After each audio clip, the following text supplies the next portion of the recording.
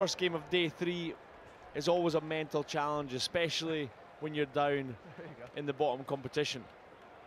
So it's vital that the Welsh switch on early doors and they put a lot of energy into this performance, because as I said, it's a big mental challenge to be really switched on and bring energy to this game first up. Mike O'Brien from the USA is our referee for this match. Sadly for Russia, they're without one of the big hitters, Vladimir Osturushko. He's out injured, and both teams are calling on their 13th man. Phil Jones is the 13th man for Wales, as Afon Bagshaw takes the ball into contact. The newcomer this season in the Welsh ranks. Debut in Las Vegas back in February. Tom Williams, a colleague of Afon Bagshaw at one time up at Rugby, Gogledd Cymru, the North Wales regional squad. This is the captain, another North Walian. Morgan Williams looks to get away from the Russian tackler, Ilya Babayev. All the way. And Wales get the benefit there from referee O'Brien. A good start by Wales, great kickoff to begin with. Accuracy by Ethan Davis, he's known for that. And they've got plenty ball winners across the field, the Welsh. Yeah, had a quick chat with some of the youngsters this morning. They're really loving their first experience of Hong Kong. Couldn't wait to get going to this morning, the last morning of the Hong Kong Sevens. Slowly but surely, Wales making progress here upfield. Jacob Flynn off the loading to Joe Jenkins. Can't free his hands to get the ball away, just inside the Russian 22. And Russia doing what they do best, using their physicality. Bagshaw in two minds, brings in the Kai Devine on the scissors. The youngster has certainly made progress this season. Flynn goes without the ball. And Russia, now then, can they capitalise? Taking the ball up to halfway. That's Zhivatov wearing 6. Sukin to Yanushkin. Right out on the far touchline.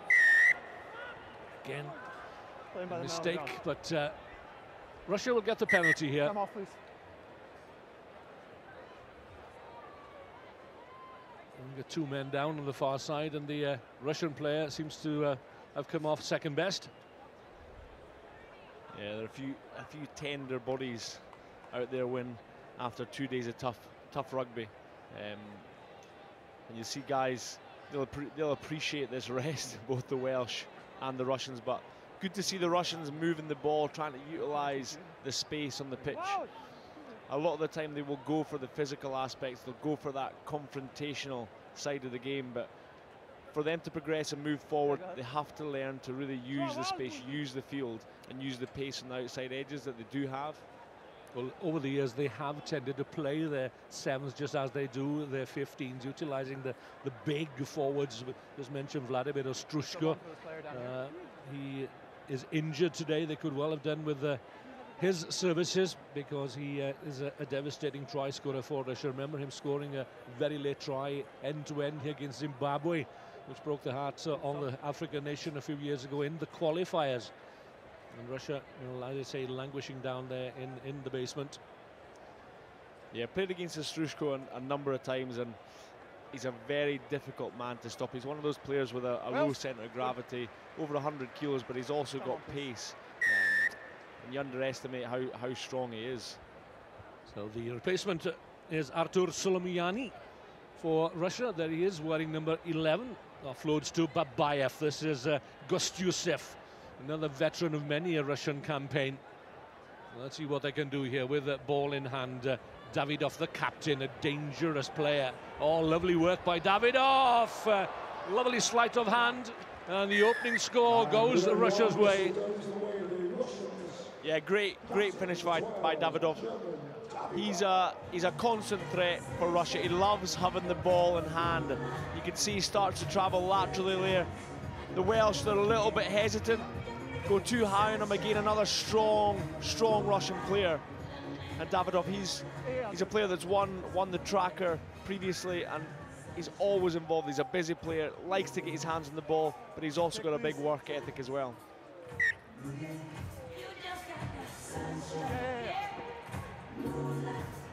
Time taken a little too long for referee O'Brien's liking, and of course they have to take that conversion now within the 30 seconds, which Russia weren't able to do on that occasion. But just a note there about Davidov. He was here in Hong Kong in 2015 when Russia actually qualified for the HSBC World Series.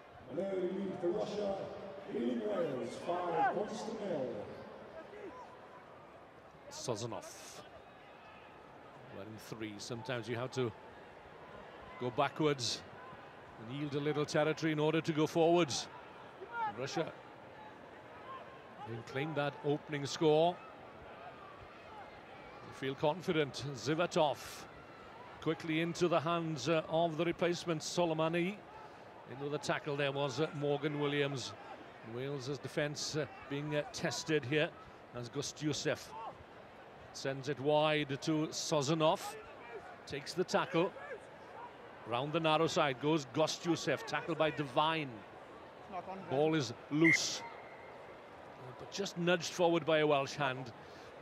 These are the little mistakes that Gareth Williams has been trying to eliminate from the Welsh game. Yeah, there's an unfortunate error there, tough one. He's gone for that ball, rightly so. He'd earned the right to go for the ball to break down, but the Welsh are sitting off Russia in defence.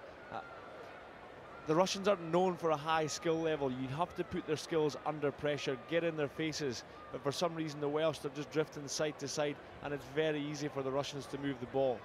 Conversely though, the Russians, if they are going to be moving the ball from side to side, they have to come on at pace, otherwise there's not going to provide an opportunity for them to actually take on those 1v1 opportunities and break the line. So an injury here to one of the Welsh players, back on his feet. It's Ethan Davis. Wales can ill afford to lose his services. Second top point scorer on the World Rugby Sevens Series circuit last year, behind the USA's Stickman and Player of the Year Perry Baker. So here come Russia. Once again, they're looking for a second score. Sozanov running high into the tackle of Tom Williams. Russia making the ball do the work on the angle. That's Zivatov. In goes Joe Jenkins to try and release the ball, and again it's a penalty against Wales. Again Russia charging downfield into the 22. Lovely sidestep there from Ilya Babayev. Surely the try, the score has to come, and over goes Sozanov. A good build-up, and then that intervention by Babayev, asking questions of the Welsh defence, and Sozanov capitalising. Yeah, really good team try by the Russians. They're using the width. But the difference is, this time Babayev, he actually notices that the Welsh are travelling laterally, and he takes that inside step, sees the shoulders are turned, takes that inside step. Doesn't force it, doesn't go for it himself. They managed to get the ball back, and a good try in the outside channel there. I say this is a game that the Russians always target. Every tournament they target that first game on the last day, when they know that teams are struggling energy-wise. The mental aspect of the game does play a big part. So Russia lead by 10. Russia extend their lead 10 points to Wales. So let's see whether Wales can respond here. Bagshaw on the narrow side to his captain Morgan Williams. Those two working well together. Williams to Ethan Davis, to young Jacob Flynn. To the other Williams in the starting lineup, to Devine. Devine is away, the high stepping forward will get Wales onto the score sheet here. Well worked try by Wales, using the width of the field. And Kai Devine gets a solid 5-pointer for the Welsh. Yeah, great finish by Kai Devine there. There's the benefit of having long levers. Kai Devine's a tall man. He's also got a little bit of pace, but it's the placement of his fend here. Watch his placement of the fend. On the shoulders, it means that defender, he can't get close enough, can't get his feet close enough to wrap those arms and make the tackle. He's at a good tournament, Kai Devine. Looking sharp. The Welsh, they need to get their hands on ball as often as possible. They've got threat across the pitch. They've got Morgan Williams there. They've also got Tom Williams, the man they know as Lenny. He's a dangerous player for them. There's no better time to score than on the stroke of half-time, and Wales have a 7-pointer. They still trail Russia by 3 points at half-time.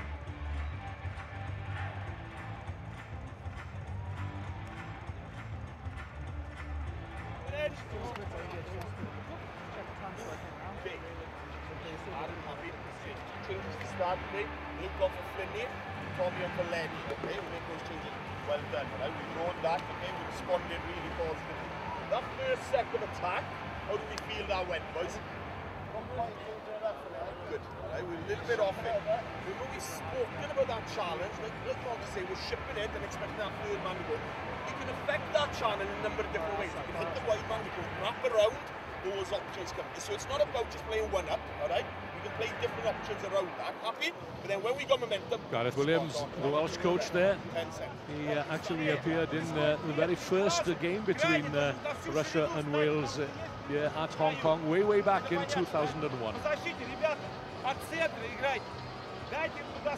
Yeah, you can see Gareth Williams, it goes for the real calm approach with these young Welsh players, trying to give them a couple of concise messages, both in attack and in defence, so that they can have that at the forefront of their minds when they approach this second half. Andrei Sorokin, along with former Sevens captain Alexander Yanushkin, that's the coaching setup of Russia. And it's great to see so many former players giving back to the sport. What did you pick up from his half-time team talk?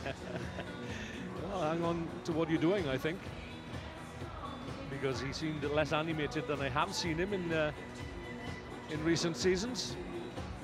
Yeah, a real challenge for the coaches. As I say, it's probably more emotional for the coaches than it is for the players, because it's so difficult off the side of the pitch.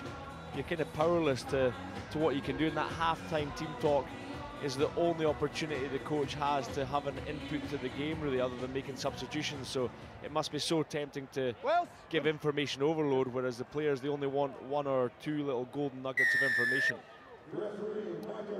Yeah, Wales have made 1 or 2 substitutions at half-time. Luke Trahan appears to be over his illness, which kept him off the field yesterday. He's on wearing 1. Tommy Lewis is on wearing 4, nearest to us here on the wing. A flyer. And the Wales will look to get the ball into his hands as soon as they can, but he'll be pressed into defensive duties here. There he is, grabbing hold of Dmitry Sukin. Driving hard and low is Herman Davidov. Babayev again making a nuisance of himself. Russia looking to build on their 2 tries in the opening half. Gostyusev, the bounce might be kind, then again it might not. Russia still have work to do. Sozanov, try scorer in the opening half, just as was Davidov, the captain. Looking for a gap in midfield. The ball just pops up into the arms of Davidov. Hauled down just on the Welsh 22. It's still there though. And high tackle. So quickly into midfield. The step from Gostyusev almost takes him away from the clutches of the Welsh defences. Ethan Davis, it was, who missed that tackle. Now then, it should be a man over here. Davidov, 1 more pass should do it, and Babayev is in. Again, the good build-up from Russia, keeping the concentration. Yeah, a really good mix from the Russians. They're able to use their physicality round about the breakdown, and it doesn't give the Welsh a chance to go for those turnovers, but then they're also using the ball. You know, they're using it with good skill level, which has developed over the course of the season, and a nice, well, he'll not get an easier run in by Babayev in the outside corner there. Solomon to add the conversion, which is short and wide. So the Welsh, I mean, they'll be expecting Ethan Davis and Luke Trahan to have a big input in this second half, you know, really lead the team both in attack and the communication and defence. Well, it has to start here for Wales. They trail now by 2 scores. It's a well-placed restart from Russia. Well taken, well gathered by Bagshaw. Now then, here is Harry Millard. Referee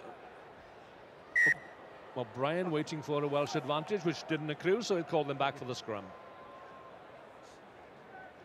Yeah, messy bit of play, but amazing acrobats at that kickoff there. Initially got up and it was tapped down, but Afam Bagshaw managed to get a second grasp at it just before it hit the deck. So good commitment to the cause, because he'll take a fair clatter hitting the ground. So running on for Russia here is Ivan Ovchinnikov, a scrum half. Crouch. Bind. There is Luke Trahan to feed the Welsh scrum. Such an influential character. He'll be off to the Gold Coast next week. 4 of these players will link up with the rest of the squad. Lewis looks to get away. And Russia have stolen it. Good turnover there from Russia. Wales a little slow in arriving at the breakdown. Vladislav Lazarenko, he was 4. The pass doesn't go into the hands there of Zhivatov. So Wales are forced into defensive duties again. And the Russian Zovitov can't get the knees onto the floor.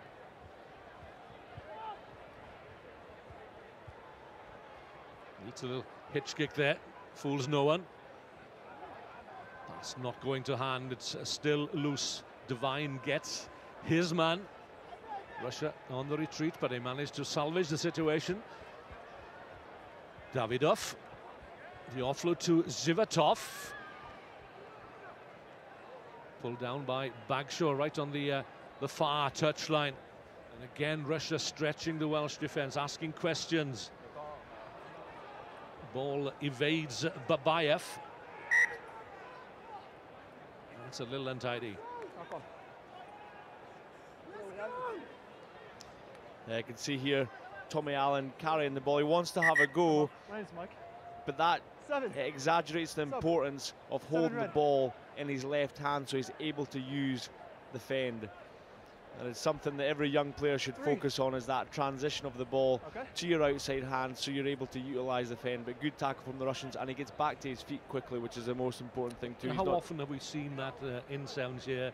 A try has gone begging because the player is carrying the ball under the inside arm rather than the outside arm way, and you could use the fend to good effect.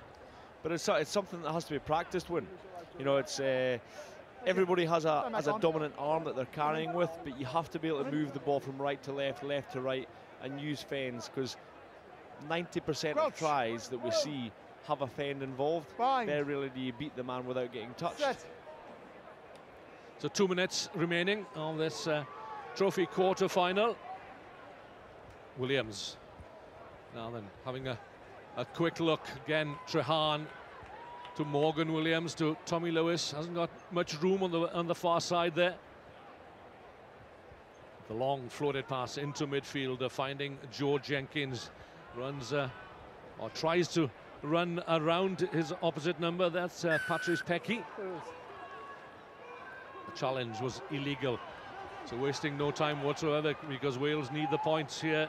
That's Harry Millard, the replacement to Phil Jones, number 13. Lloyd Evans is the man injured, so that's why Wales have been able to bring on their number 13. So a minute and 20 seconds or so remaining. Wales must score here if they have the chance, any chance of taking the spoils here. Yeah, Wales playing into the heart of the Russian defence. You know, on those penalties, you want to move the ball 2 passes, because where the penalty's been made is generally where the majority of the defenders will be. So you do want to move that ball. Russia last defeated Wales in Singapore 2 years ago in the 4th tier Shield final. 24-7 on that occasion. And as the clock runs down, Russia would appear to have this one sewn up. They are a gritty team though, you know, when they do have possession and when they get themselves into a game, you can see their confidence grows and grows and grows, and they become a difficult team to beat. Unfortunately, it's just that consistency that is lacking from the Russian team, and similarly so with the teams that do sit at the bottom of the table. They're able to have 1 or 2 good performances, but stringing 3 or 4 good performances together, that's the problem. Use it. So the clock is back on, and Russia come again. Davidov, who scored the opening try, the captain, and he's played a captain's role in this virtually assured victory now for the Russians. All they need to do is keep the ball in hand, and they will claim some valuable points on the circuit. And that's Patrice Peki as the siren goes. And make no mistake about it, let's kick it out, and the win is secure. Vlad Lazarenko was a man who kicked the ball into the sidelines here. Not the best of games perhaps, but Russia will feel a little more confident on the back of that 15-7.